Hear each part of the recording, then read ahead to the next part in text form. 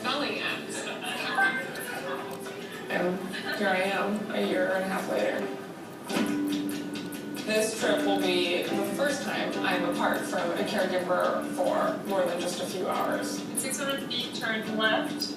Last allows me to regain that confidence. And when I overcome a challenge, hey, we're here! Like becoming the navigator. That's the only bit. I gain a little bit of that confidence I had before the accident back. And that doesn't go away. We need marshmallow sticks. Are there bears in the Catskills? Take a picture.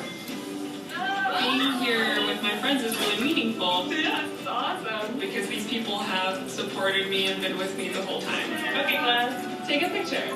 It's been amazing to feel a sense of independence and nature with people I love. Okay, class, share with family. I'm Allie Splashner. I'm a law student, an amateur photographer, more than meets the eye. So the Google Glass product, I mean, it gets used in a lot of different ways. And I chose this video because it speaks to the universally accessible, right? So that everyone can use it, and useful. So it makes for different ways that people can use technology. So there's other stories of like teachers that take Google Glass to explore a science center so that the students can see it from the home country. You know, like stuff like that. So there's a lot of different ways where our technologies get used in ways that serve the mission. So I'm just going to do one last product, and then I'll let Stephanie speak on the awesome world of YouTube. But the last thing I just wanted to share, how many of you have heard of Project Loom? I just want to see, you all named a lot of products.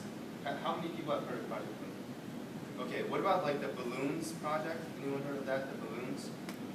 Okay, perfect. Great. So this project, I think, started earlier this year, was it? Was it earlier this year? Yeah, so it's a pretty new project, and it's really awesome. So I'm going to show if my PowerPoint.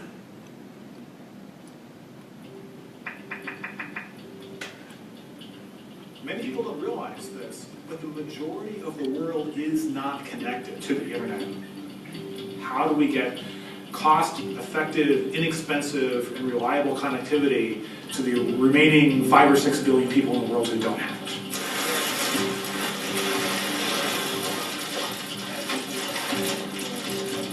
Yeah, we can be up in an hour. Project Loon is the idea that we could create a network of high-altitude balloons that float about 20 kilometers up, and through this network we can give the internet to the entire world. Our balloons are these great big round things, about 15 meters in diameter, but you'd have to have a telescope if you wanted to see one up in the sky. So here's the surface of the planet. From here, right up to about 10 kilometers, this is where rain happens, this is where mountains are, and pretty much all aircraft fly down here. Now, here's our little balloon up here. This is right around 20 kilometers. It's actually in the stratosphere. And the stratosphere is different because we tend to have layers of wind that go in very particular directions. And by moving up and down through these different layers, we can steer. So by catching the right wind, we can keep the balloons together enough to give good coverage on the ground. We can sail with the winds and shape the waves and patterns of these balloons so that when one balloon leaves, another balloon is set to take its place. The balloons communicate with specialized internet antennas on the ground. So this antenna here points up at the sky and talks to this balloon. And each one of these balloons talks to their neighboring balloons and then back down to the ground station, which is connected to the local internet provider. What this does is it creates a network in the sky. Let's carry on then. We designed our radios and antennas specifically to receive signals from Project Loon only in order to achieve the high bandwidth over long distances involved. If we didn't filter out the other signals, the technology just wouldn't work. I got it. The balloons are completely solar powered, and we control them through Loon Mission Control. All right, I think your plan is great. Do the ascent on 46 and 47. Try it like an hour after float. Yeah. Okay, we're going to be off the ground in a couple minutes. Before we send them up, we talk to air traffic control. We let them know these balloons are on the way up so they know where they are. And before they come down, we also talk to air traffic control. We can direct them to land in various collection points around the world in order to reuse and recycle their parts. Now, we have some ability to steer in general. However, in the stratosphere, most of the time, the winds actually flow from west to east.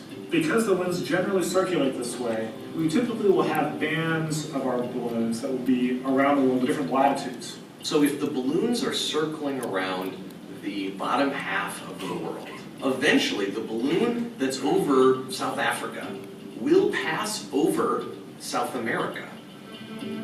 1, 2, 3. Wow!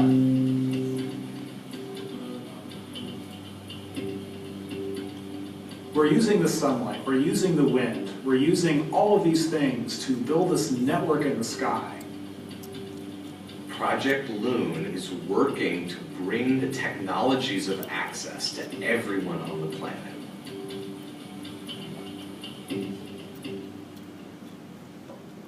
All right. So, no, people have not heard of this before, right? So it's actually currently happening. There's pilots that have happened in Australia, and they've flown balloons over, I think, Brazil, like towns in Brazil, that got connectivity and was able to go online for the first time in Brazil. So it's currently going on. It's really exciting, and this is an example of how we're trying to bring technology and realizing our mission statement. So with that, I want to just allow Stephanie to also talk about the awesome work we're doing